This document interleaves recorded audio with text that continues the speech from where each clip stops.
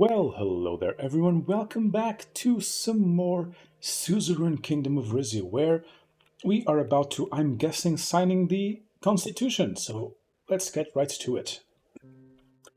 It was early in the morning. We were driving in a sleek black car adorned with the royal crest towards the House of Delegates. Together with the Parliament, we were going to declare the new Constitution to the whole kingdom, appointing a new government and a head of state. It was a big day.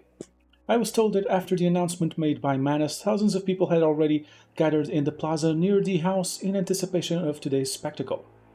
The convoy then turned onto a grand boulevard lined with quince trees and cutting through Port Trazon at its center, leading directly to the old town. The sidewalks were slowly coming to life, with street vendors preparing to showcase their wares and large groups of people walking towards the parliament with Rizian flags in their hands. Titus, seated next to the driver, received a radio message. After listening to it, he turned his head toward me and pulled down the screen between us.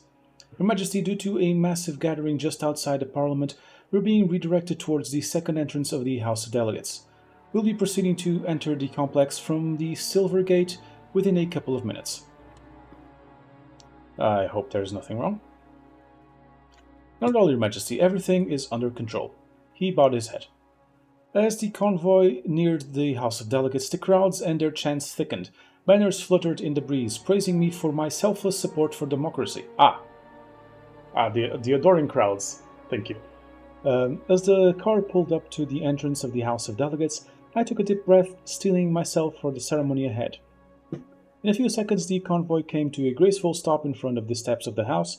Titus held the door for me as I stepped out. As I ascended the stairs, the door swung open, revealing the bare-bones interior of the house, a chamber that my father was forced to form, now ready to script a new chapter with my support. When I joined the crowd of people gathered inside the building, I was immediately greeted by Manus and Daria, who took me to the ministerial chambers. Followed by security, we entered the room. The new constitution of Rizia had been laid out on a table in the center. As we exchanged handshakes and formalities with each other, Manus leaned in and whispered in my ear. Well, this is it, Your Majesty. My aides guided me to the table, pulled out a chair for me, and carried over a large leather box with golden etchings. After I was seated, two aides opened the box and held it out for me. Inside, a single pen was cushioned in red velvet. Journalists began snapping photos as soon as I grabbed the pen. Everyone looked at me in excitement as they waited for my signature.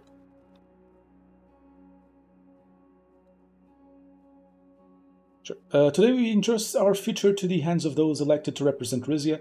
It is a bold step, but one I believe is right. The room broke into applause as I signed the documents. That was it. With my signature, the new constitution was in place. I gave no thought to the significance of what I had just done. Instead, the simplicity of the process made me feel nervous, as if I expected someone to have intervened. After a long pause, I stood up. My next step was to declare the Constitution in public and appoint Rizia's new head of government. Daria and Manus then guided me through the corridor of the Parliament toward the main hall. Before we entered inside, the aides handed me a ceremonial silk sash with blue and golden stripes to be presented to the first Prime Minister. I will not let you or the kingdom down, Your Majesty.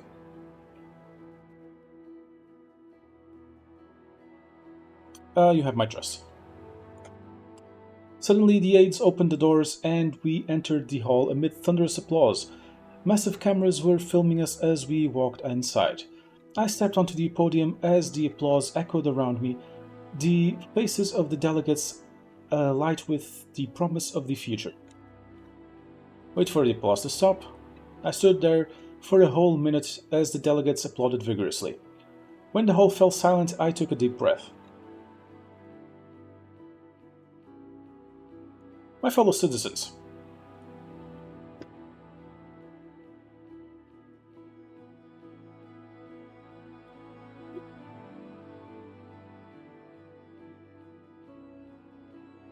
sure. It is with a heart full of hope and a mind conscious of the demands of the democratic movement that I address you on this momentous occasion.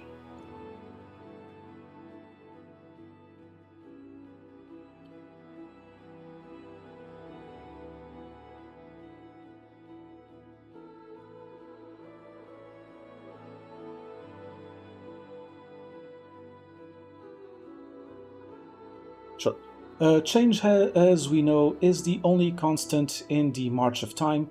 It is the harbinger of progress, the catalyst for innovation, and the doorway to new possibilities. New constitution.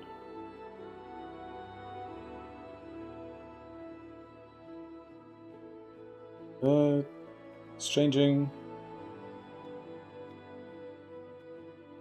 The world around us is changing. Nations are awakening to the clarion call of freedom and representation, recognizing that the true strength of a country lies in the collective will of its citizens.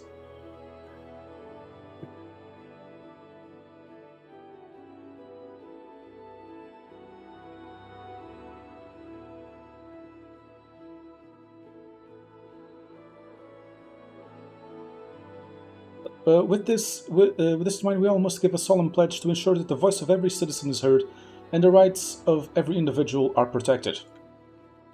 As soon as I said that, the aides brought the Constitution and displayed it to the delegates, prompting more applause.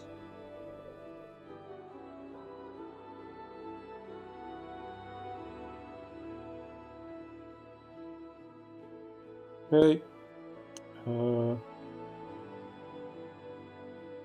Uh, I'm in embracing these reforms. I am mindful of the profound responsibility that comes with leadership, the responsibility to put the welfare of the nation and its people above all else.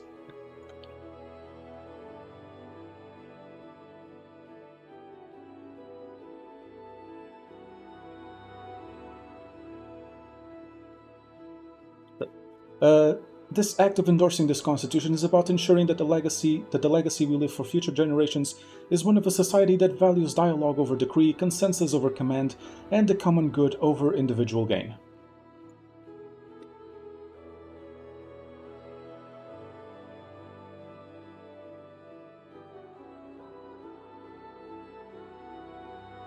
At this moment, I am reminded that true leadership is not about wielding power, it is about empowering others.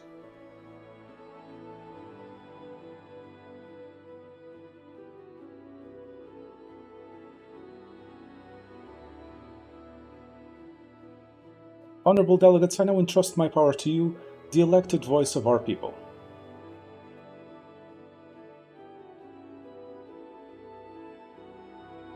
May the bonds that unite us as a people grow ever stronger, and may our nation flourish under the guiding principles of this new constitution. Among massive applause, I grabbed the silk sash.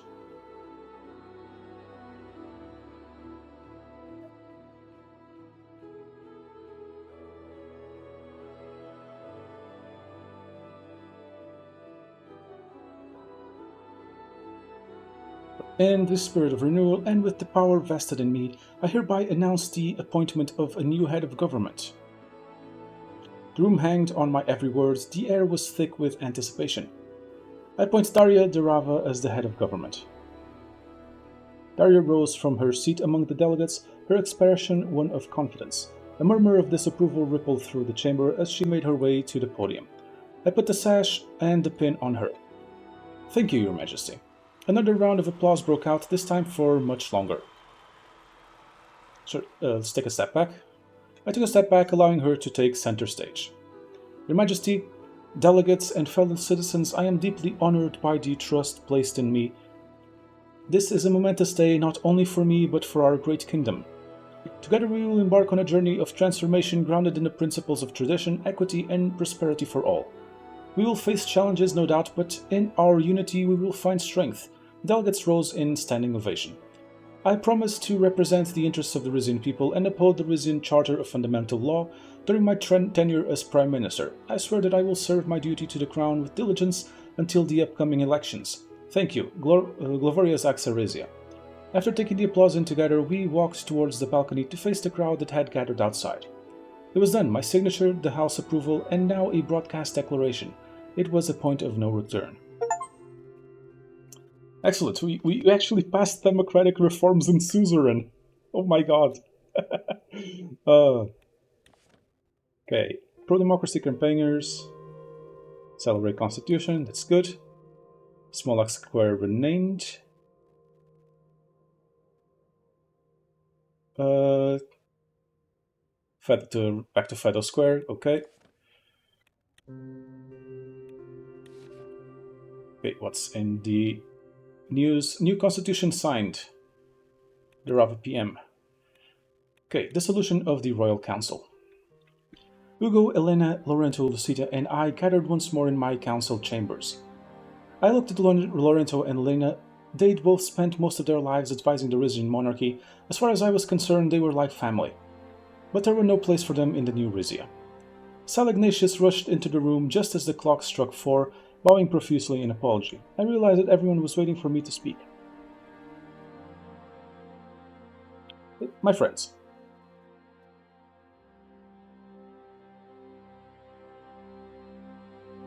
the wisdom and integrity with which you have served the Rizian throne will never be forgotten.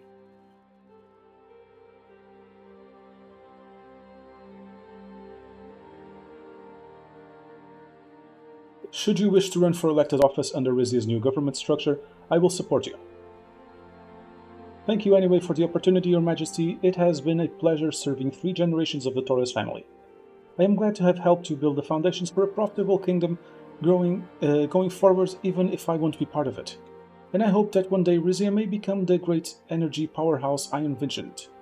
You have most decidedly strayed from the path followed by Queen Liza and King Valero.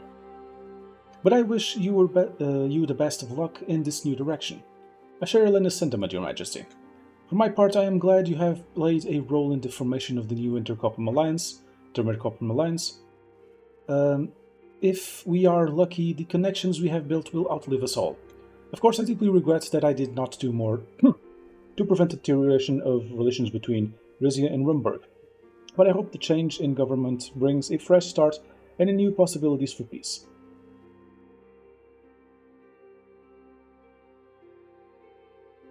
What will you do now with all of your time?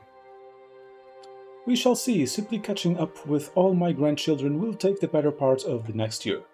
Lucita pushed back her chair and got to her feet. I am grateful for this opportunity, Your Majesty. I know we haven't always seen eye to eye, but I hope there's a position for me in the new government. She spoke in a cool tone.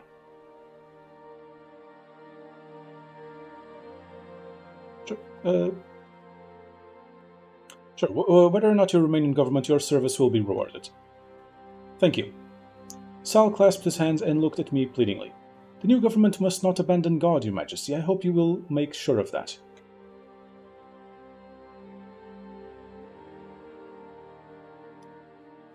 Sure, from now on your responsibilities is to your congregation, not to Rizia.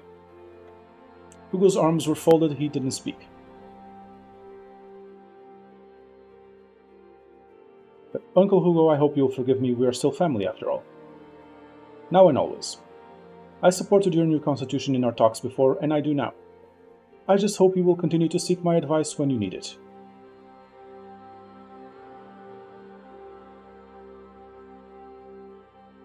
But you'll still have a valuable role to play, Your Grace. We all do. I thank you for your reassurance. He and the others lined up in front of me. I shook each other of their hands in turn.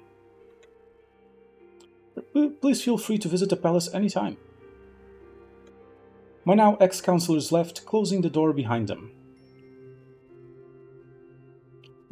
Did we fuck up, like, romancing Duchess Azaro? Because I did not notice any opportunity to take that relationship forward. Address to the nation. Here we go. Oh my god, I got an achievement for avoiding all of the crises. I am a genius. I entered the grand hall to make my speech addressing the nation. The hall, usually echoing with the whisper-quiet footsteps of courtiers, was transformed into a hive of chaos as the film crew set up cameras, lights, and microphones. I was seated at the room's center. Hugo's grand mahogany desk had been moved here for the occasion, its surface cleared except for a single, neatly arranged stack of papers. After the makeup crew brushed various powders on my face, I reviewed my notes briefly. It was a big day. It was time to address the Rizian people, and I'm not going to abdicate now. I took a deep breath, my gaze lifting to meet the lens of the camera. With a nod from the director, the red light blinked on, and I began to speak. My fellow citizens,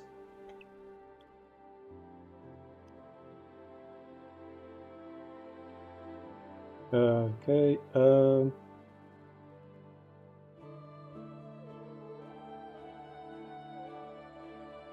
I'm happy to have this opportunity to talk to you about the current state of affairs in Rizia, as well as its hopeful future.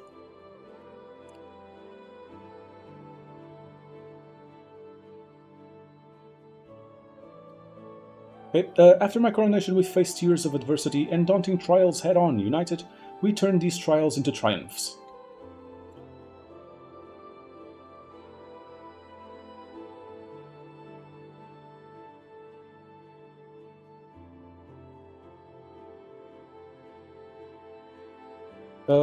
Sure. The miracle of television technology. Such amazing, such wonderful, wondrous modern times we live in. Made it possible for me to be broadcast directly into many of your homes today. I'm grateful for this privilege. I look directly into the camera.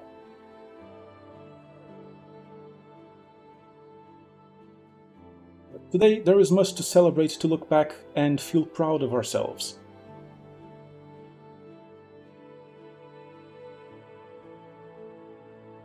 It has been a long 30 years, but the Zilla Agreement is in place of history. Is a piece of history. We are reunited with our brothers and sisters once again.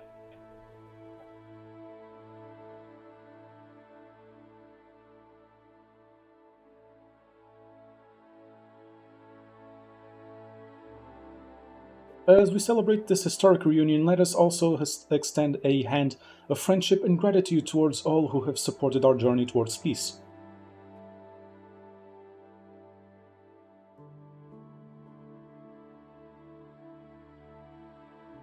Sure. On top of our successes abroad, we also accomplished much inside of our political system.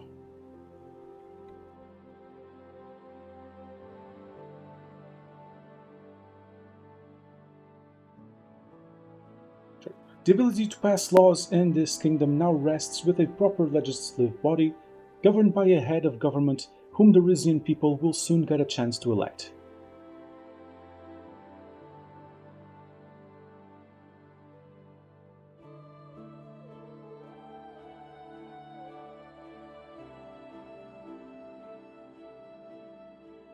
Okay.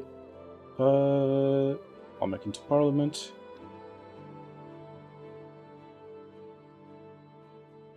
But we have embraced a future where governance is dynamic, responsive, and most importantly, reflective of our people's will.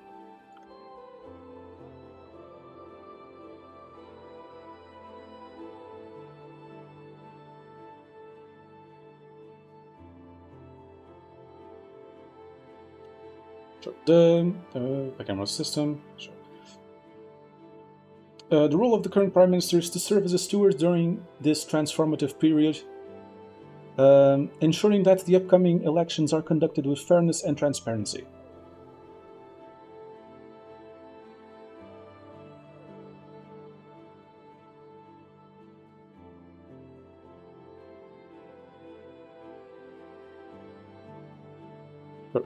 Where prior elections in Rizia were symbolic at best, these ones matter. Please inform yourselves before heading to the ballot box.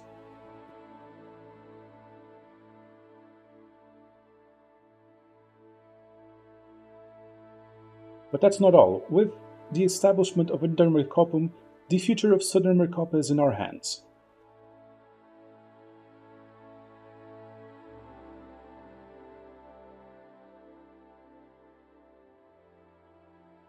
This organization will bring prosperity to all of South Mercopa. In the future, I expect more Mercopan nations to join it.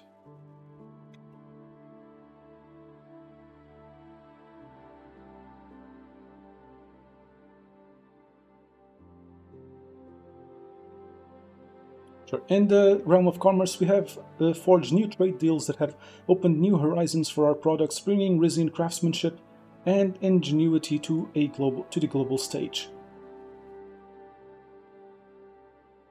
True measure of our progress is found in the living standards of our people. We have made strides in increasing the welfare of commoners, and I expect our situation to only improve going forward.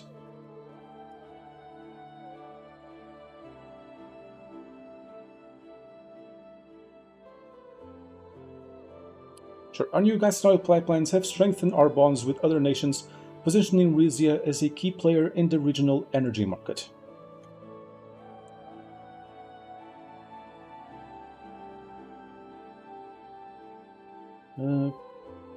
Agreement.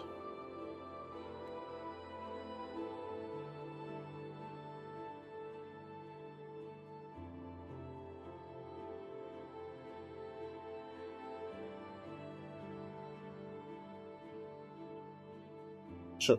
As we step forward, our focus remains on leveraging these developments for the greater good of Rizia and the global community. Rights of our working class.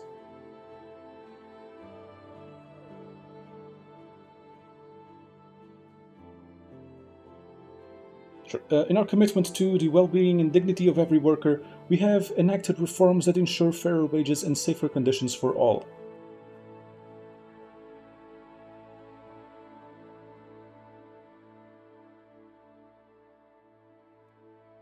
I have tried my best to encourage tolerance and diversity. After all, a true Rizian is defined by their allegiance to their monarch. No, not that. Okay, we abolished the censorship laws established by my father, allowing independent voices back into the media landscape and returning freedom of speech to this land. Sure, I am especially proud of decriminalizing same-sex relations in Rizia. Our law finally recognizes that true love knows no boundaries.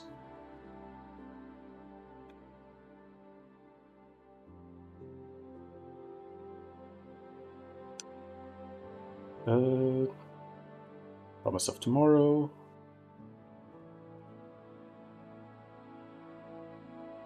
As your monarch, I am humbled by the trust you have placed in me.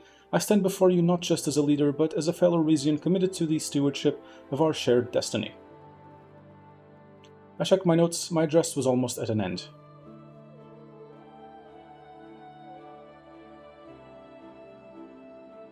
To you, the people of Rizia, I promise this.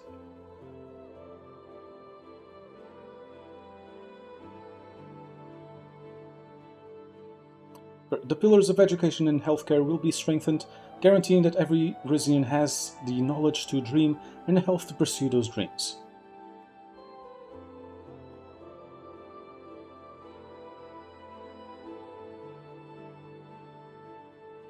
Sure. We will focus all our efforts on solving the housing crisis. All of our citizens deserve the right to affordable shelter.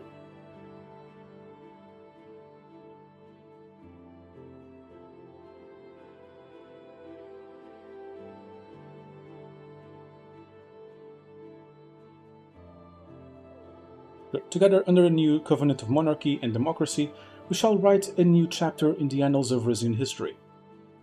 I put aside my notes and looked straight to the lens.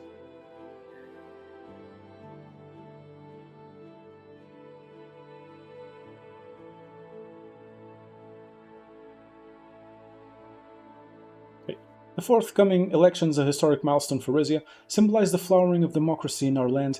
I urge you once more to head to the polls and do your part.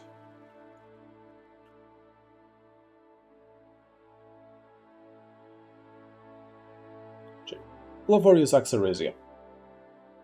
I nodded at the camera crew. They stopped filming. My eighth year was almost over. I didn't get to spend all the money.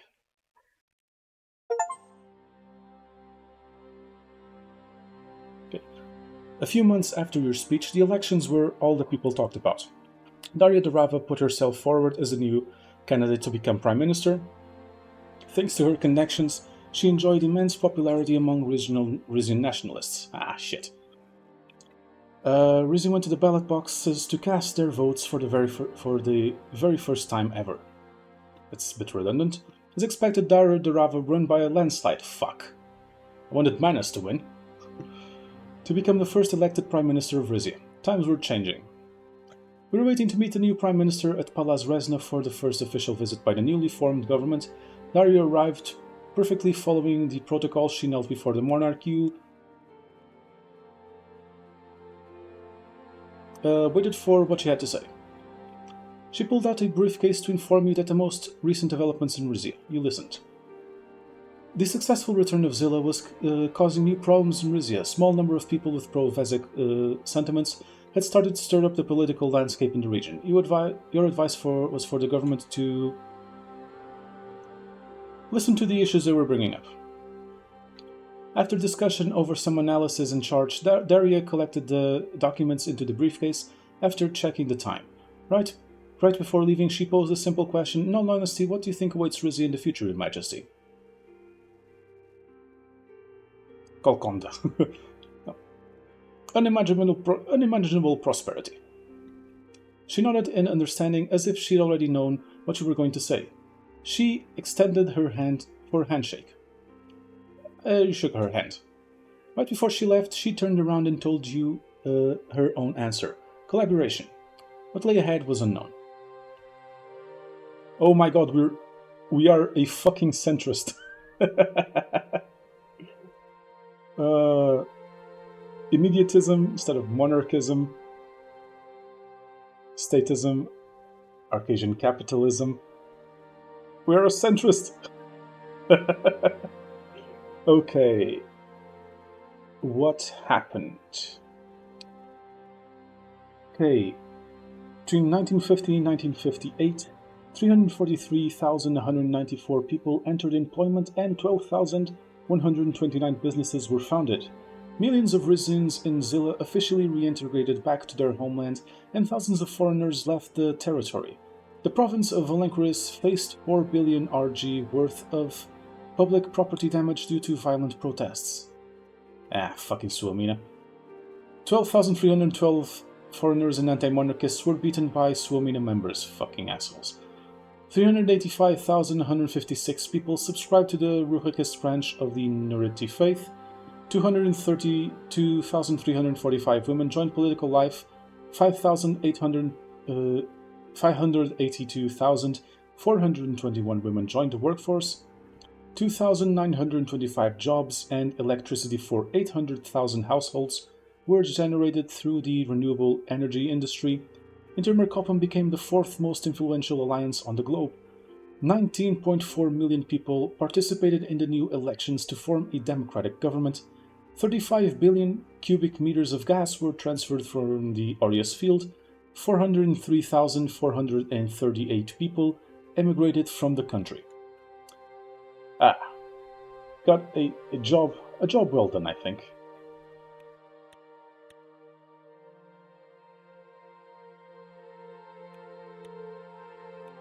And that is the end for this season of Suzerain. You know the drill. Please do like, comment, and indeed subscribe. As always, I have been Pope. Please do remember. I was going to say like, comment, and subscribe again, but I've already said that. I'm probably going to do a season 3 of Suzerain, or season 4 actually. It will start with the base game. It will be a continuous campaign, porting over the base game to the Kingdom of Rizia, instead of this time where we had the default save. But I'm not sure when I'm going to start it, if it's going to start right after this one. But yeah, I will see you all on the next episode. Please leave a comment down, tell me what you thought. Like and subscribe. See you then.